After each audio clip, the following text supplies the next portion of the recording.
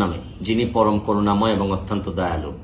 কিছুক্ষণ ধরে প্রথম আলোর হেডিং এ দেখলাম ওরা একদম লিড নিউজ করে রাখছে যে ব্যারিস্টার সুমনের সমালোচনা হচ্ছে কি কারণে, যে ঈদে যে প্রধানমন্ত্রীর উপহার এর মধ্যে 550 শাড়ি এবং লুঙ্গি মিলে ছিল, এর মধ্যে 2টা লুঙ্গি ব্যারিস্টার সুমনের 2 বন্ধুর বউকে দেয়া হয়েছে এবং এই বন্ধুর বউরা বন্ধুরা এই শাড়ি ফেরত দিয়ে 2জন গরিবকে দিয়ে দিছে। কারণ বন্ধুর বউরা দাবি করতেছে যে তারা গরিব না, তারা এই জন্য এই শাড়ি নেয়নি, তারা দিয়ে দিছে। এবং যেহেতু ওই 2 বন্ধু, আমার 2 বন্ধু যেহেতু ফেসবুকে এইটা দিয়েছেন, এই জন্য এইটাকে তারা লিড করে প্রথম আলো দিয়েছেন।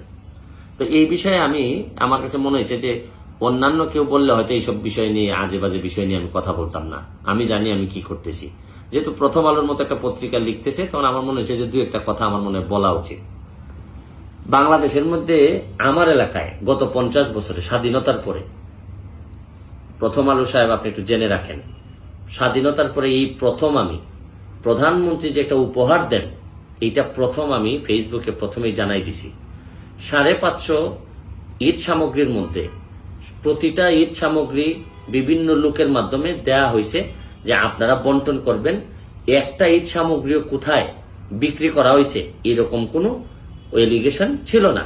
কি ছিল যে আমাদের লোকরা, যারা কিছু লোক এরা ভুল করতে পারে, তারা গরিব মনে করে যাদেরকে দিছিল তারা দাবি করতেছেন তাদের মধ্যে 2জন তারা গরিব না। এই হচ্ছে গিয়ে ফল, এই হচ্ছে গিয়ে 2টা সারি বিতর্ক। তা আমার কাছে মনে হয়েছে যে প্রথম আলোর মতো একটা পত্রিকা এই রিপোর্টটা করছে বা অনলাইনে নিউজটা করছে।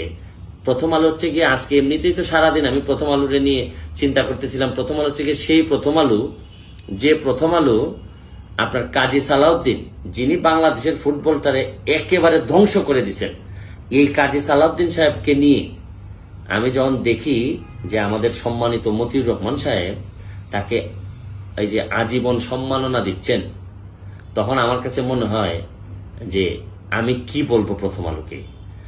এই প্রথম আলো হচ্ছে কি সেই প্রথম আলো যে ট্রান্সকম গ্রুপের মালিকানা। আপনারা জানেন যে এই গ্রুপের মালিক যারা, তারা হত্যা বিভিন্ন মামলা নিয়ে এখন বিভিন্ন জন জেলে আছেন। এটা নাকি আবার ইদানিং বিক্রি হচ্ছে শুনলাম।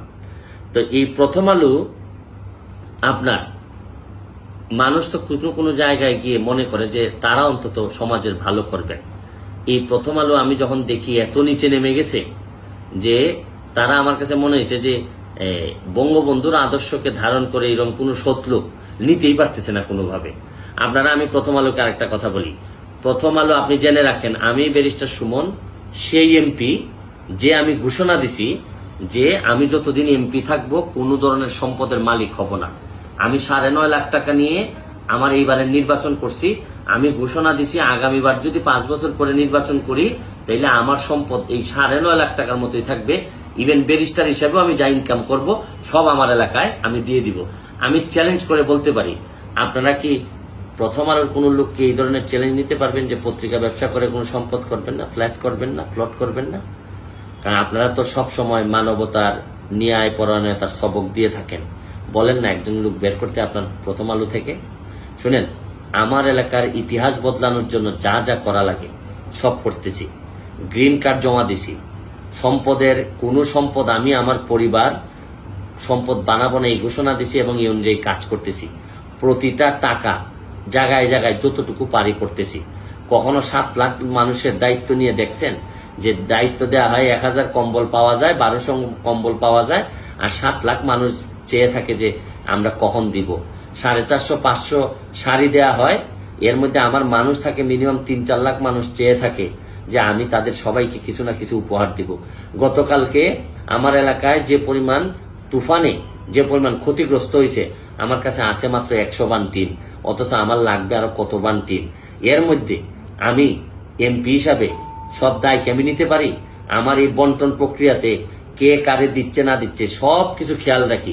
তারপরও কাউরে গরিব মনে করে একটা শাড়ি যদি কেউ দিয়ে থাকে আর উনি যদি গরিব এটা অস্বীকার করেন, এটাও আপনারা যখন লিড নিউজ করেন তখন আমার লজ্জায় আমার কাছে মনে হয় যে আপনারা এই যে আসলে আপনারা কোনোভাবেই বাংলাদেশের ভালো চান না। বাংলাদেশের ভালো চাইলে বাংলাদেশের যে মানুষগুলা সম্ভাবনাময়ী, যে মানুষগুলা ভালো থাকতে চায়, এদেরকে কোনো না কোনোভাবে আপনারা